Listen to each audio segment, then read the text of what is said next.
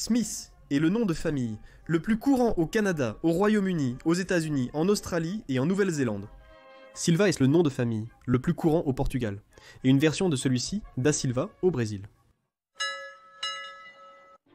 Cartes. Elles ne nous indiquent pas seulement où se trouvent les lieux, elles nous fournissent aussi souvent des informations importantes sur ces endroits. Une carte peut nous indiquer où se trouve Barcelone, New York ou Leiria, et une autre peut utiliser l'une de ces cartes régionales pour transmettre des informations sur la région, comme la densité de population de New York, le nombre et la répartition des Airbnb à Barcelone, ou la répartition par âge des habitants de Leiria. Essentiellement, les cartes peuvent servir à la fois à localiser une région ou un pays, mais aussi comme un véhicule, un moyen de transmettre visuellement des informations concernant cette région. Grâce à ces cartes, nous sommes capables de mieux comprendre le monde, parce que ces statistiques représentent la réalité de ces endroits. Donc, dans cette vidéo, je vais passer en revue quelques-unes de ces cartes représentant des données, ainsi que quelques autres différentes, qui, selon moi, nous permettent de mieux comprendre certains aspects spécifiques de certains pays, des régions, ou même du monde entier, en commençant par les deux de la miniature, d'abord avec l'indice de développement humain aux États-Unis. Très rapidement, l'indice de développement humain est un indice statistique basé sur l'espérance de vie, l'éducation et le revenu par habitant. Essentiellement, une région obtient un indice de développement humain plus élevé lorsque l'espérance de vie est plus longue. Le niveau d'éducation et le revenu national par habitant sont plus élevés. Plus la valeur est proche de 1,9 €, mieux c'est. Cette carte montre les disparités au sein des États-Unis. Il existe de grandes différences. Le plus haut indice de développement humain se trouve dans le Massachusetts, avec 0,956. Le plus bas se trouve dans le Mississippi, avec 0,853. Autour du Mississippi, les États semblent rencontrer plus de difficultés. Oklahoma, Louisiane, Tennessee, Caroline du Sud et Kentucky. Malgré que la Virginie occidentale soit plus loin, et ait aussi des difficultés. Cela signifie que dans ces endroits, le niveau d'espérance de vie, d'éducation et de revenus par habitant est plus bas. Maintenant, il pourrait y avoir une centaine de causes différentes à cela, et elles peuvent varier d'un État à l'autre. Les autres États sont en vert, avec des nuances plus ou moins foncées indiquant leur performance. Washington, Colorado, Dakota du Nord, Minnesota, Hawaï, New York, New Hampshire, Massachusetts, Connecticut, New Jersey et Washington District de Columbia font partie des meilleurs. Bien que cet indice ne soit pas vraiment le plus précis qui soit, surtout en ce qui concerne le revenu par habitant, qui ne fait que diviser le revenu total de l'État par sa population, sans forcément refléter la manière dont la richesse est réellement répartie. Par exemple, le pays X pourrait avoir un revenu total de 100 millions de dollars avec 1 million d'habitants. Mais cela ne veut pas dire que chaque personne reçoit 100 $. Certains pourraient recevoir 175 $, tandis que les autres n'en reçoivent que 25. Ensuite, nous avons cette autre carte en vignette montrant les divisions religieuses en Allemagne. C'est extraordinaire de voir à quel point la ligne de division correspond presque parfaitement à la séparation entre l'ancienne Allemagne de l'Est et de l'Ouest, qui existait pendant la guerre froide.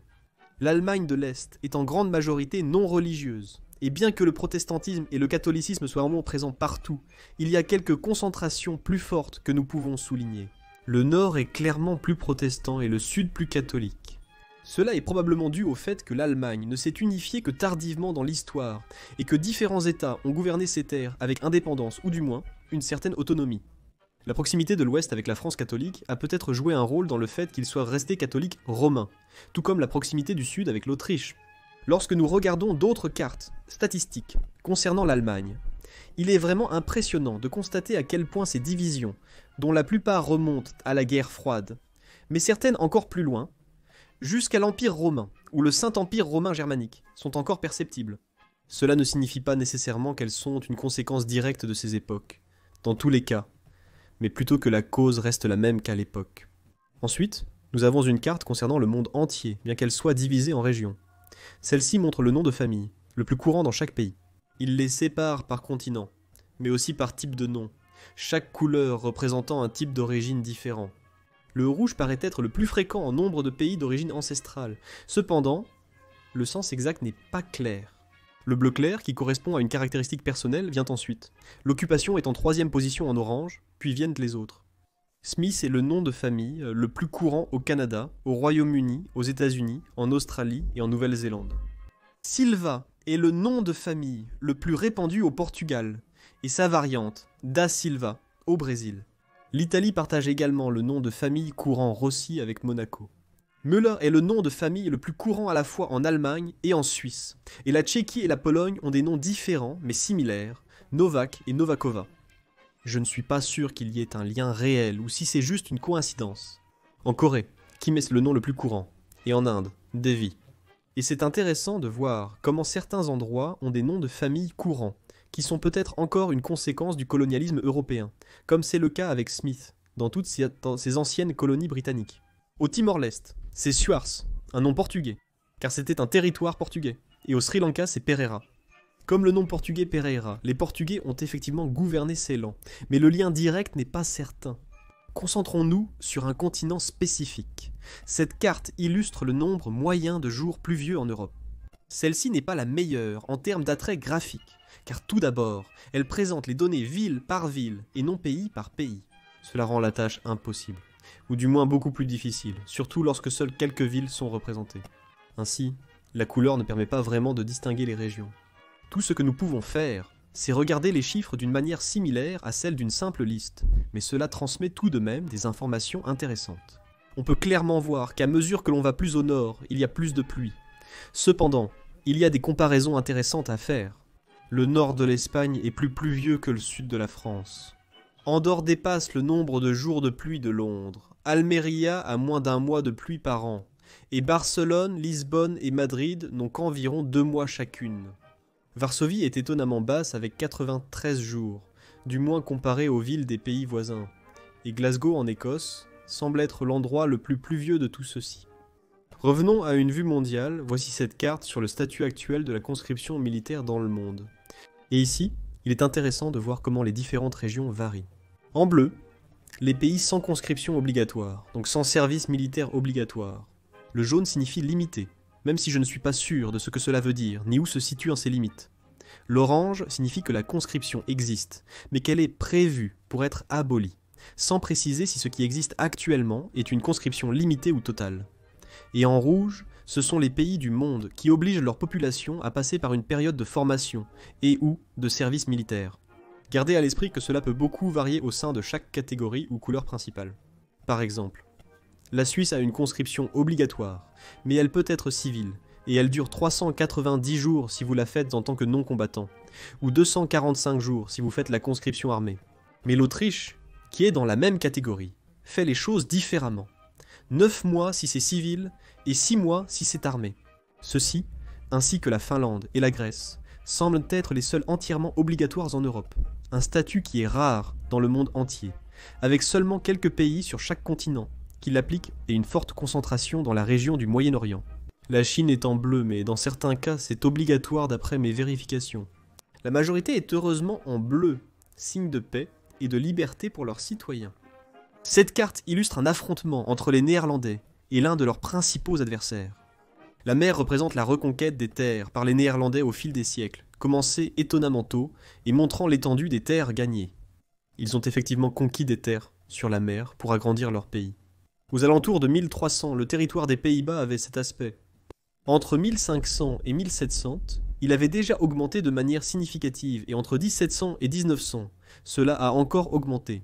De 1900 à 2000, la différence est encore plus grande avec 3 principales masses de terre qui ont été créées. Ici, nous pouvons voir exactement combien ils ont gagné, avec les zones en vert qui sont les seules originales, ce qui crée beaucoup plus d'espace pour que leur population puisse y vivre. En parlant de l'endroit où vivent les gens, cette carte divise les États-Unis en 50 États, le même nombre qu'actuellement, mais selon un critère différent pour la délimitation des États, créant ainsi 50 États, avec une population égale. À mon avis, cela n'a pas beaucoup de sens sur le plan pratique et c'est quelque peu inutile, mais c'est une façon utile de voir comment la population se concentre à travers les États-Unis. On peut clairement voir à quel point les côtes sont peuplées, et comment, en s'enfonçant davantage à l'intérieur, surtout dans l'ouest intérieur, la Terre est très peu peuplée. Je veux dire, regardez, cet état d'orange autour de San Diego est vraiment petit, mais aurait la même population que n'importe lequel de ces 3 méga-états de Salt Lake, Ogallala ou Shiprock. Je ne sais pas d'où le cartographe a tiré ces noms, bien que certains correspondent aux villes principales de ces régions. Et c'est intéressant de réfléchir à la façon dont nos divisions territoriales, même si elles sont historiquement logiques et justifiées, parfois même avec des barrières naturelles, restent en quelque sorte arbitraires et pourraient en être faites de manière totalement différente, ce qui pourrait changer la façon dont nous percevons notre territoire à travers le monde. Il est intéressant de voir où la nourriture est cultivée aux États-Unis. Cette série de cartes nous le montre précisément. Chaque carte représente un type d'aliment cultivé aux États-Unis. Tout d'abord, il est intéressant de voir comment certains produits ont leur production concentrée dans des zones spécifiques. Dans ce cas, plus la couleur est verte, plus l'État détient un pourcentage élevé de la production totale de ce produit. Par exemple, la Californie semble être en vert, voire en vert foncé pour beaucoup d'entre eux, comme les carottes, le céleri, les citrons, les raisins ou les tomates, étant le producteur exclusif d'artichauts, tandis que l'Oregon est le producteur exclusif de mûres. Il est également intéressant de voir comment des régions avec des climats extrêmement différents produisent certains des mêmes fruits, comme le chou qui est réparti partout, ou les citrouilles, sur la côte ouest, le nord-est, le Midwest et le Texas, ainsi que les raisins sur les deux côtes, tandis que d'autres sont confinés à une région, comme les cacahuètes, qui sont exclusives au sud, les poires à la côte ouest, ou les lentilles au nord-ouest. Les oranges sont exclusives à 3 États, le Texas, la Floride et la Californie, et d'autres qui sont communes à apparemment plus de la moitié des États, les plus courantes étant le blé, puis le soja, le maïs, les pommes de terre et les oignons. Un bon exemple de l'importance pour les États ou les pays de travailler ensemble. Sinon, vous n'auriez pas de poire à manger à moins de vivre sur la côte ouest, et les Californiens ne pourraient pas manger de maïs. À titre d'exception, jetons un coup d'œil à une vieille carte historique qui montre les expéditions de l'Empire romain en Afrique profonde. On pense souvent que la domination romaine en Afrique se limitait aux côtes méditerranéennes, ce qui est exact. On peut voir la ligne sombre indiquant les limites des provinces romaines. Il est intéressant de noter qu'ils sont allés aussi loin vers le sud. Je ne connaissais pas vraiment le sujet avant de voir cette carte et de me renseigner davantage. Le fait qu'ils aient pu s'aventurer à travers le désert du Sahara est remarquable, surtout à une époque et par des gens qui n'étaient probablement pas habitués à ce genre d'expédition, même s'ils ont sans doute été aidés par les populations locales d'Afrique du Nord. Cette carte indique 4 expéditions sur une période d'environ 100 ans, de 19 avant J9 à 90 après J-Christ, atteignant jusqu'au lac Tchad. Apparemment, la principale motivation de ces expéditions était de sécuriser des sources d'or et d'épices. Un or qui semble extrêmement familier, car c'était aussi celui du colonialisme européen, plus de 1000 ans plus tard. Si ces expéditions vous intéressent, dites-le moi et je ferai une vidéo complète sur le sujet. Pour conclure cette vidéo, nous avons 3 cartes sur l'Europe qui, selon moi, nous aident à mieux comprendre le continent. Tout d'abord, celle-ci concernant l'espérance de vie en Europe. En haut à gauche, la légende explique la signification des couleurs utilisées. Il est intéressant de voir la nette division qu'il y a entre l'Europe de l'Est et l'Europe centrale occidentale. Il est également intéressant de voir que l'espérance de vie n'est souvent pas uniquement liée à la qualité de vie ou à la richesse d'un pays, bien que cela soit évidemment crucial, voire essentiel. Selon cette carte, l'Espagne, l'Italie et la Suisse ont la plus grande espérance de vie, étant en vert foncé. La France et la Grèce suivent en Europe du Sud. Beaucoup de gens disent qu'en le régime méditerranéen traditionnel est très sain. Alors qui sait, c'est peut-être l'une des raisons de cela. Les Pays-Bas, l'Irlande et l'Islande suivent, ainsi que la Norvège et la Suède. Ensuite, on retrouve le Portugal, la Belgique, le Royaume-Uni, l'Allemagne, l'Autriche, la Slovénie, la Finlande et le Danemark, tous dans le vert, mais à différents niveaux. La Grèce est une exception évidente dans les Balkans, qui sont tous en jaune ou en orange, tout comme la Turquie. En Europe de l'Est, la tendance jaune-orange se poursuit, avec quelques cas de rouge. Des pays où l'espérance de vie ne dépasse pas, en moyenne, 72 ans. Une grande différence par rapport à ceux en vert foncé, qui atteignent 83 ans. Une différence de plus de 10 ans d'espérance de vie au sein du même continent. Mais ces personnes devraient trouver un autre endroit où vivre si cette prochaine carte devenait réalité, nous montrant la quantité de terre que l'Europe perdrait si toute la glace des pôles terrestres fondait. Une grande partie du littoral européen, surtout sur les côtes de l'Atlantique Nord et de la Baltique, serait perdue. La France serait incroyablement réduite, la moitié de la Belgique et l'ensemble des Pays-Bas disparaîtraient, ainsi que presque tout le nord de l'Allemagne et l'intégralité du territoire du Danemark. Des villes clés seraient sous l'eau, comme Copenhague, Stockholm, Helsinki ou Riga, et la connexion terrestre entre la Carélie et la Russie disparaîtrait presque. Le Royaume-Uni perdrait une grande partie de ses terres à l'est, et le nord de l'Italie serait réduit de moitié, avec Venise qui tient déjà à peine au-dessus de la surface aujourd'hui, qui sombrerait complètement dans l'océan. C'est un scénario effrayant, qui représenterait ici la situation la plus extrême, dans laquelle les humains n'auraient rien fait pour empêcher l'eau d'envahir les terres. Mais il n'est pas impossible que nous devions un jour faire face à quelque chose de similaire. Tout le labeur des Néerlandais serait anéanti, car non seulement les terres récupérées, mais tout leur territoire se retrouverait submergé. Mais leur technique pour retenir ou repousser l'océan pourrait servir d'exemple à l'Europe, pour sauver ses terres d'une submersion dans un tel scénario. Peut-être que l'Europe pourrait alors évoluer vers des cités flottantes dans les nuages, comme Bespin dans Star Wars. À propos, cette carte représente les zones de contrôle aérien européennes. C'est intéressant de voir comment certaines zones sont divisées, et quels pourraient être les critères derrière ces divisions. Par exemple, le Portugal possède une zone continentale dans laquelle il inclut son archipel autonome de Madère. Cependant, l'autre archipel autonome, les Açores, au milieu de l'Atlantique, possède sa propre zone de contrôle. L'Espagne se divise en deux, avec sa côte est et les îles Baléares séparées. La France en a 5, le Royaume-Uni en a une pour l'Angleterre et le Pays de Galles, et une autre pour l'Écosse et l'Irlande du Nord. L'Allemagne se divise aussi en 3, tout comme l'Italie. Et la plupart des autres pays européens ont une seule zone pour l'ensemble du pays. Dans certains cas, la séparation peut être liée à la distance géographique, comme pour le cas du Portugal avec les Açores, mais dans d'autres, cela peut être dû au nombre de vols qui arrivent, justifiant une séparation et certaines zones ayant leur propre espace. Et enfin, la répartition des rennes à travers le monde, ce qui nous permet de comprendre pourquoi le Père Noël vient effectivement du pôle Nord, car c'est seulement dans cette zone proche de l'Arctique que l'on trouve ce type d'animaux. Même si je dois dire que j'ai été un peu surpris par l'étendue du territoire qu'ils occupent. Je ne m'attendais pas à les trouver sur des îles, par exemple, comme celle du Canada ou celle-ci en Norvège. Je ne m'attendais pas non plus à ce qu'ils descendent aussi loin en Norvège ou qu'ils atteignent l'extrême est de la Russie, allant presque jusqu'au nord du Japon.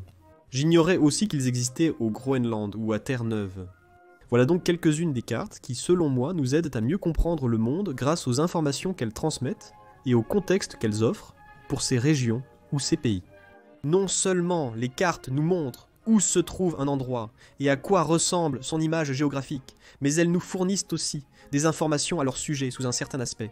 Apprendre ces informations nous permet soit de comprendre l'histoire du pays ou de la région en comprenant ce qui l'a causé, de comprendre la situation actuelle en voyant comment elle est maintenant, ou d'être capable de prédire plus précisément comment les choses pourraient évoluer à l'avenir.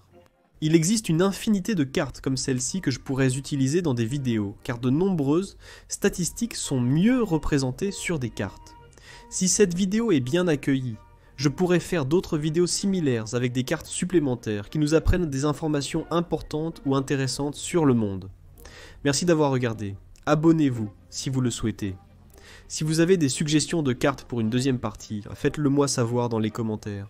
Je vous retrouve la prochaine fois pour plus de culture générale.